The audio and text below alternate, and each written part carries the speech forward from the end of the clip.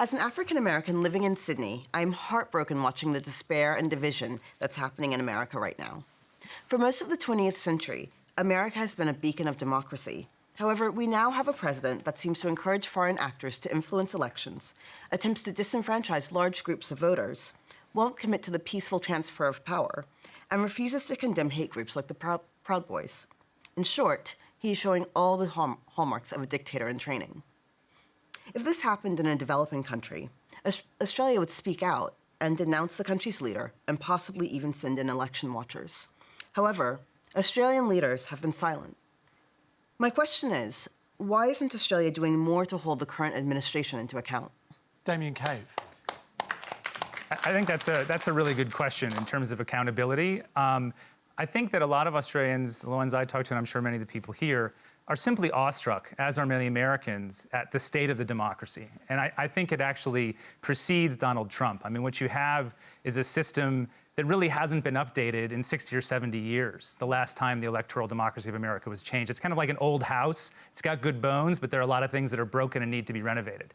And so, why a country like Australia isn't speaking out, I think democracies hesitate to speak about their allies. They hesitate to tell other countries what to do, especially if it's their main security ally in this case.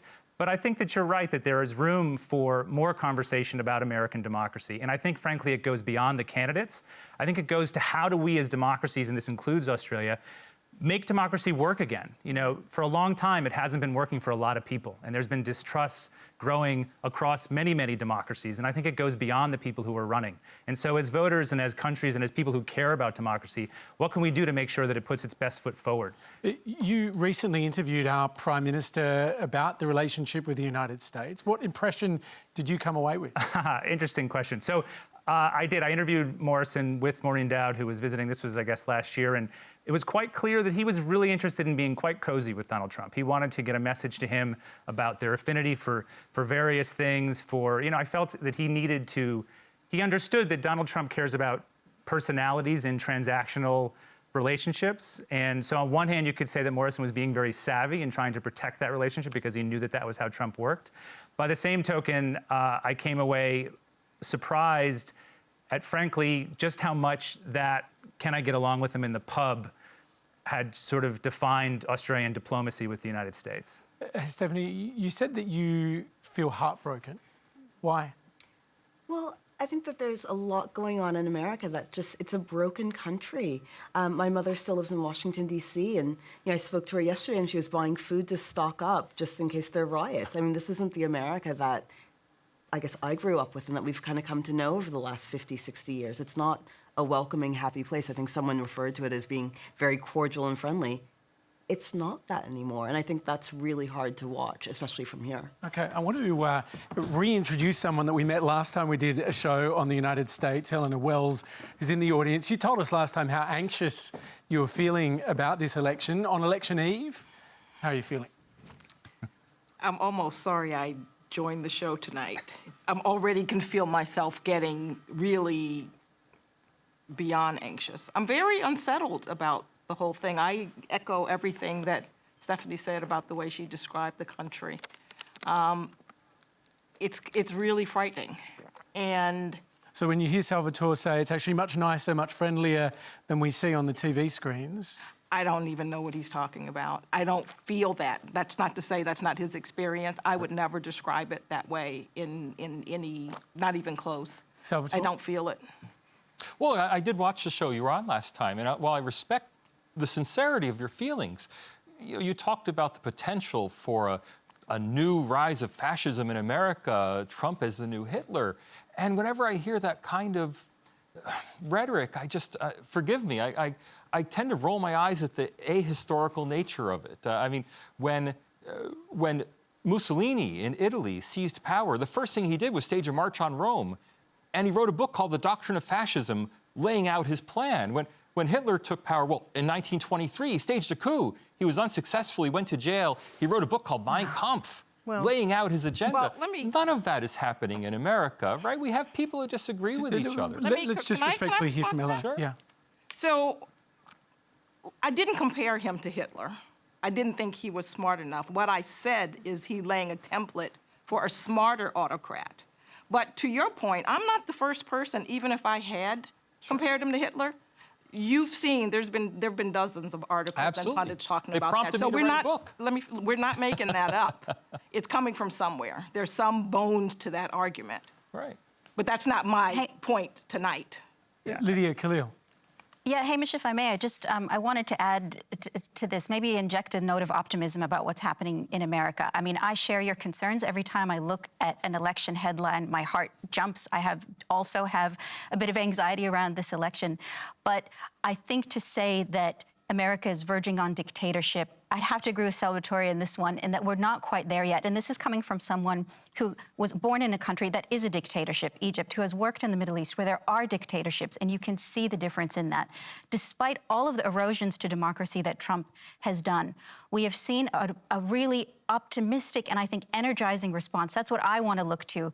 You know, for example, we saw the Black Lives Matter movement occurring over the summer. Those were the largest protests in United States history. It showed the demonstration of America's soft power. It showed the leadership of the African American community to be able to push America toward its more perfect union and to its ideals. You know, Trump has eroded a lot of things, but we still have a robust and free press. We still have institutions fairly intact. So there are a lot of guardrails on American democracy that differ from other areas where you will see, a much more precipitous fall to conflict and to civil violence. Kim, do you share that optimism?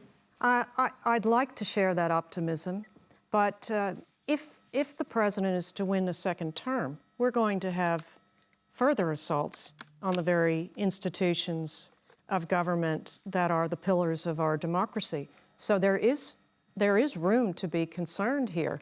The president has not taken on the mantle of being leader of all the country.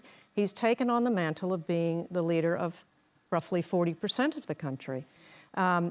So if you're going to be the president of a government and you spend your entire time devaluing the government, devaluing your diplomats, the Justice Department, the FBI, I mean, what is there left to trust? We can't even trust the post office now. It's been politicized. And for somebody who presents himself as the anti-politician, the outsider coming in, he is the most political person I think we've seen in Washington since Richard Nixon, really.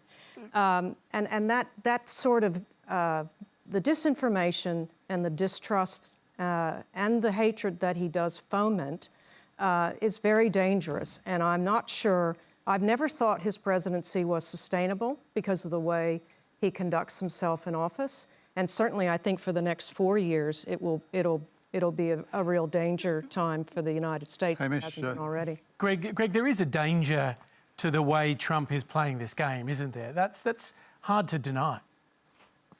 So, Hamish, I find the way Trump speaks utterly despicable. And in 2016, I was a kind of a Brett Stevens, William Crystal, never Trump conservative, a modest conservative, never Trumper. But in his election, in his term in office, he's done some very good things and some very bad things. But I do think his critics do him an enormous favour by exaggerating the demonic quality of Trump. I couldn't have agreed more with a column in the New York Times by my favourite columnist the other day, Ross Douthat, who said Trump is not an authoritarian, he's an administratively incompetent populist. Authoritarians control the military, they control the judiciary, they disobey the courts when it rules against them. They are very popular, typically. None of that applies to Trump. The midterm congressional elections, the Democrats took control of the House. The Democrats have taken control of state legislatures. Trump has not disobeyed a court decision that has gone against him. And, you know, once I was on a panel in India with an Indian strategic analyst and a guy from the New York Times, and the guy from the New York Times was talking just the language we're talking tonight. Trump is the devil, it's a civil war of civilization against fascism, blah, blah, blah. The Indian, Raja Mohan, a great guy, said, look, as Indians, we have no interest in your American Civil War. We are interested in India's national interest, and we relate to the president you elect. And the president you've elected is very good from India's point of view. He calls out China properly, he calls out Pakistan properly, he's pursuing a close relationship with India. So you Americans go back and have your civil war. It's nothing to do with us. And I think for an Australian Prime Minister to respond in a broadly analogous way, while of course we're all, you know, consumed with American politics and everything, is perfectly sensible.